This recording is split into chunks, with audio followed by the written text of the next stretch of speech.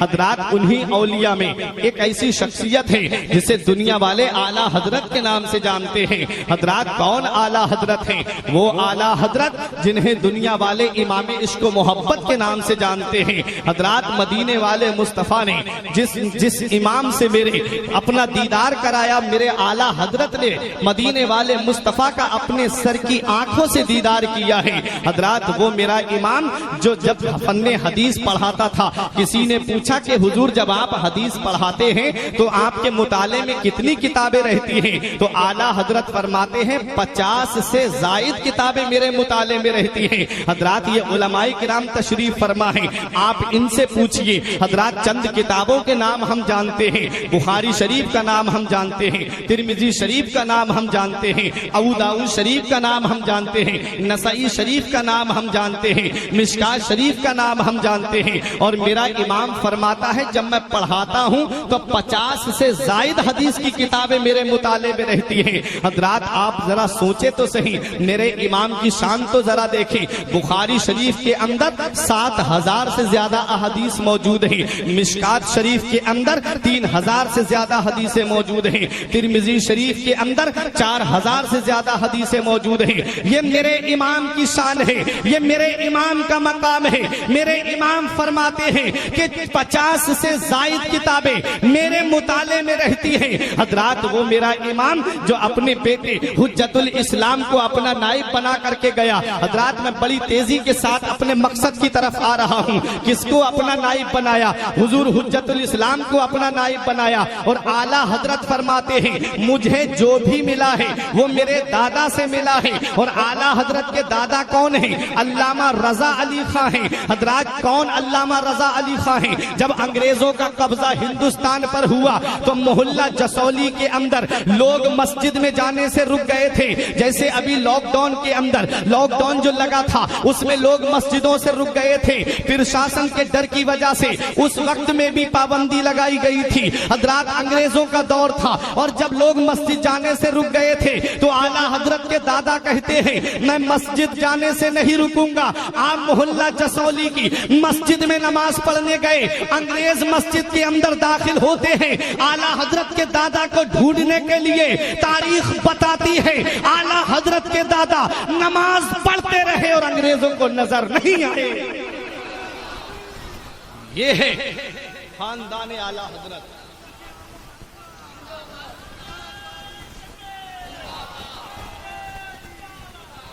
آپ سن رہے ہیں یوٹیوب چینل ہماری سمجھ میں آ گیا مدینے والے مصطفیٰ جب غار ثور کے اندر تھے، کافر غار ثور کا چکر لگاتے رہے، نبی نظر نہیں آئے۔ جواب بریلی سے مل گیا، ارے جان ہے جان کیا نظر آئے، جان ہے جان کیا نظر آئے، کیوں عدو گردے گار پھرتے ہیں، وہ سوئے لالا زار پھرتے ہیں، تیرے دن اے بہار پھرتے ہیں۔ تو یہ اعلیٰ حضرت عظیم البرکت کے دادا ہیں۔ حضرات اعلیٰ حضرت فرماتے ہیں کہ میں ان کے قدموں کی خاک کے برابر بھی نہیں ہوں۔ ذرا سوچو تو صحیح، اپنے وقت کا امام جس نے 1000 سے زیادہ کتابیں لکھی، وہ امام فرماتا ہے کہ میں ان کے قدموں کی خاک کے برابر بھی نہیں ہوں۔ آج جب دنیا کا جائزہ لیا جاتا ہے تو کسی کو 1 فن کا علم ہے، کسی کو 2 فن کا علم ہے، کسی کو 3 فن کا علم ہے، کوئی 4 فن میں ماہر ہے، کوئی 5 فن میں ماہر ہے، کوئی 6 فن میں ماہر ہے۔ ارے جب دنیا کی یونیورسٹیز کا جائزہ لیا گیا تو تاریخ بتاتی ہے کہ پوری دنیا کے اندر صرف 32 علم پڑھائے جاتے ہیں۔ اور میرے امام کی شان تو یہ ہے کہ بریلی کے امام کو پروردگار عالم نے 55 سے زیادہ علم عطا فرمائے تھے۔ پتہ چلا جہاں دنیا کی یونیورسٹی جواب دے دیتی ہے، جہاں دنیا کے کالج جواب دے دیتے ہیں، جہاں سے دنیا کے اسکولوں کی تعلیم ختم ہو جاتی ہے، وہاں سے میرے امام کی تعلیم کا آغاز۔ حضرات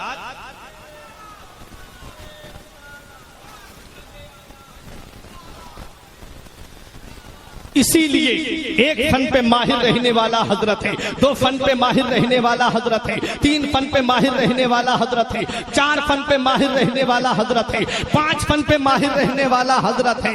بریلی کے اعلیٰ حضرت کو اعلیٰ حضرت اس لیے کہا جاتا ہے کہ وہ 1 فن میں ماہر نہیں تھے، 2 فن میں ماہر نہیں تھے، 3 فن میں ماہر نہیں تھے، بلکہ 55 سے زیادہ علوم پروردگار عالم نے ان کو عطا فرمائے تھے۔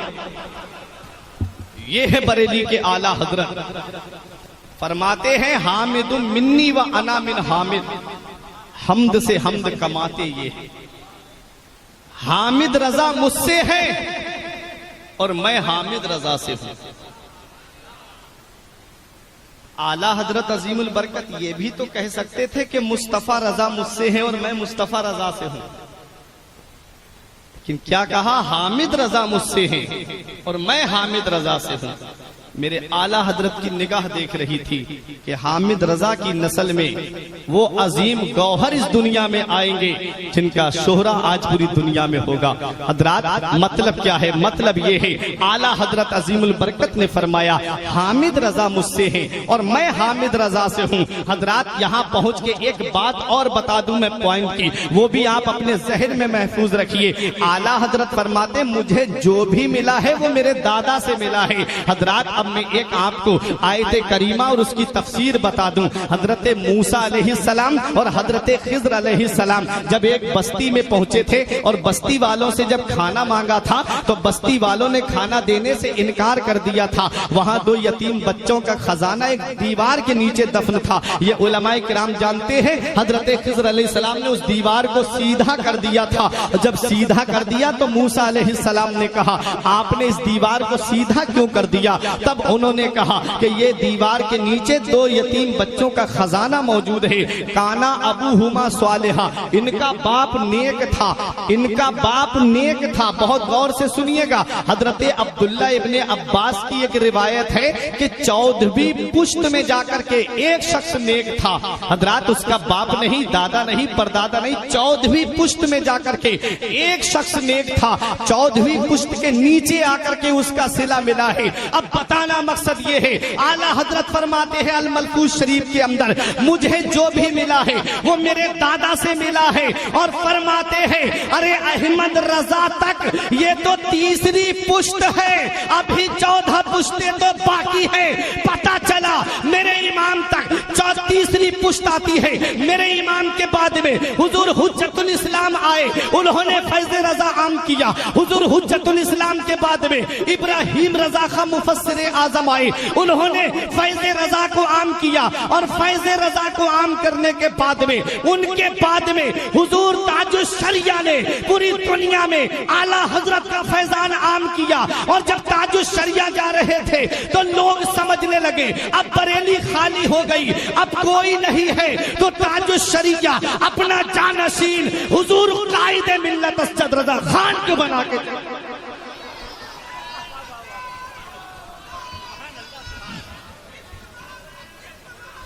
اعلیٰ حضرت اعلیٰ حضرت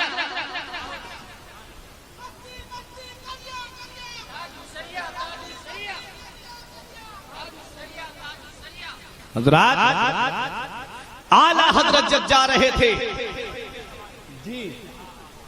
اعلیٰ حضرت عظیم البرکت جب تشریف لے گئے تو پیغام دے کے گئے تیری دوزخ سے تو کچھ چھینا نہیں، تیری دوزخ سے تو کچھ چھینا نہیں، خلد میں پہنچا رضا، پہنچا ماضی کا سیگا، خلد میں پہنچا رضا، پھر تجھ کو کیا؟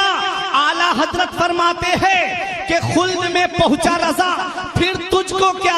ارے جب پوتا جا رہا ہے، جب نواسا جا رہا ہے تو پیغام دے کے جا رہا ہے، اختر قادری خلد میں چل دیا، اختر قادری خلد میں چل دیا۔ اور تاج الشریعہ جب جا رہے تھے تو غلاموں کو پیغام دے کے جا رہے تھے، میرے غلاموں ڈرنا نہیں، میرے غلاموں گھبرانا نہیں، غوث اعظم کے دامن سے وابستہ رہنا، قادری سلسلے میں رہنا، جو قادری سلسلے میں رہتا ہے اس کے لیے انعام یہ ملتا ہے، اختر قادری خلد میں چل دیا، خلد واہ ہے ہر قادری کے لیے، خلد وہاں ہے ہر ایک قادری کے لیے۔ حضرات یہ اعلیٰ حضرت عظیم البرکت ہیں جو اپنا فیضان بانٹتے جا رہے ہیں، اعلیٰ حضرت کے شہزادے فیضان بانٹتے جا رہے ہیں۔ بات حجت الاسلام کی آ گئی، کون حجت الاسلام ہے؟ حضرات ذرا حجت الاسلام کی شان تو دیکھو، جنہیں اعلیٰ حضرت نے اپنا نائب بنایا، جنہیں اعلیٰ حضرت نے اپنا جانشین بنایا۔ جب حجت الاسلام بنارس کی سرزمین پہ پہنچے حضرات، وہاں کچھ لوگوں نے کہا حضور یہاں مسجد کے اندر ایک اللہ کے ولی کا مزار ہے، چلیے حاضری دے دیتے ہیں۔ حجت الاسلام حاضری دینے گئے، کھڑے ہوئے، اچانک پیچھے ہٹ گئے، تھوڑی دیر کے بعد خاموش رہے۔ ارشاد فرمایا لوگوں پہلے یہ بتاؤ کہ اللہ کے ولی کے مزار کا تعویذ آگے کس نے بڑھایا ہے؟ لوگ حیرت میں پڑ گئے، حضور حجت الاسلام کو کیسے پتا چلا؟ ولی را ولی می شناسد، ولی کو ولی پہچانتا ہے۔ فرمایا مزار کا تعویذ آگے کس نے بڑھایا؟ ایک بزرگ آئے سامنے، بولے حضور مسجد چھوٹی پڑ رہی تھی اس لیے تعویذ کو آگے بڑھا دیا۔ ارشاد فرماتے ہیں جہاں اللہ کے ولی کا مزار ہے وہیں پر ہی اس کا تعویذ بناؤ۔ یہ حجت الاسلام ہے جو زمین کے اوپر رہ کر زمین کے نیچے کی خبر رکھتے ہیں۔ اب ذرا سوچو، جب حجت الاسلام کی نگاہ کا یہ عالم ہے کہ زمین کے نیچے اللہ کے ولی کی اصل قبر کو پہچان لیتے ہیں، تو مدینے والے مصطفیٰ کی نگاہ کا عالم کیا ہوگا؟ مدینے والے مصطفیٰ کی شان کا عالم کیا ہوگا؟ میرے نبی کی نگاہ کا عالم تو یہ ہے جس طرف اٹھ گئی دم میں دم آ گیا، اس نگاہ عنایت پہ لاکھوں سلام۔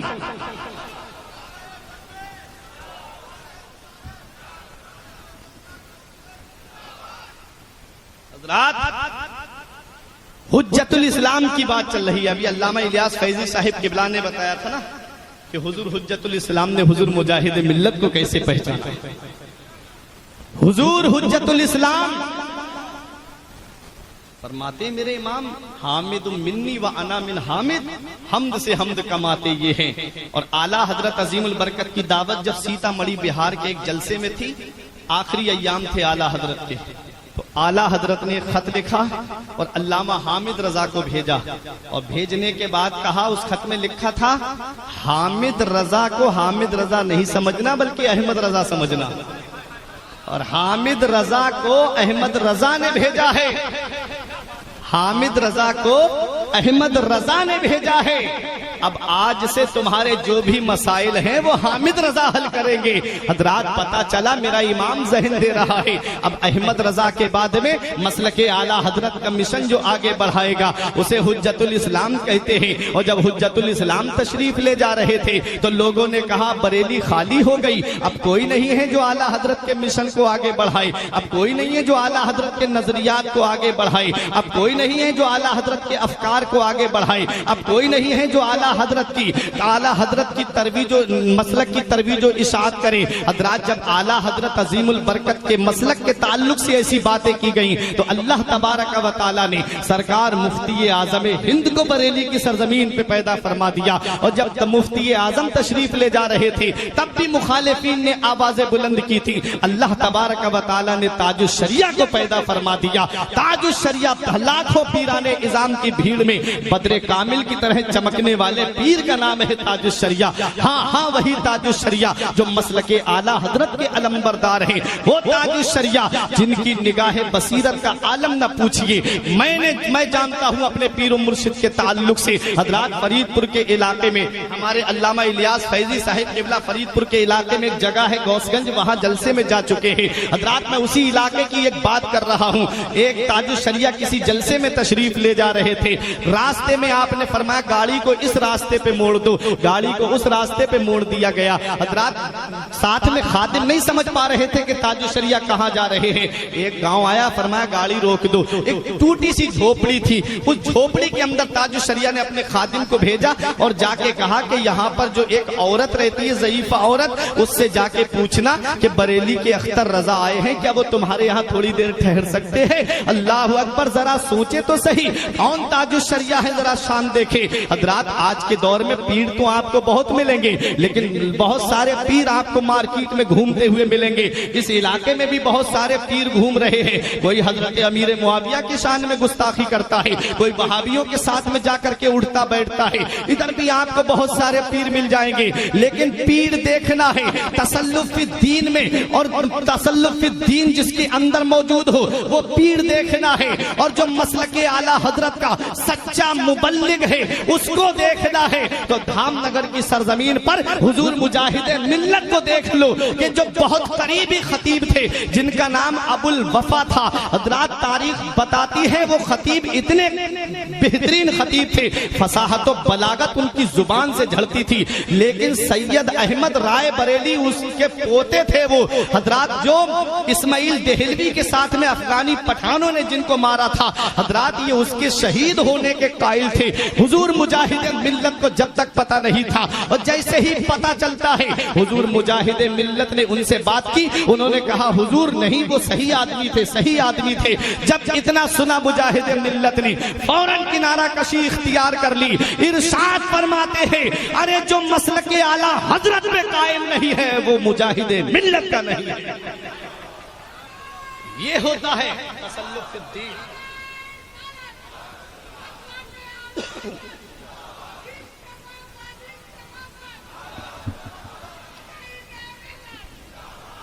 حضرات اعلیٰ حضرت عظیم البرکت کے مسلک کے سچے علمبردار کا نام ہے مجاہد ملت۔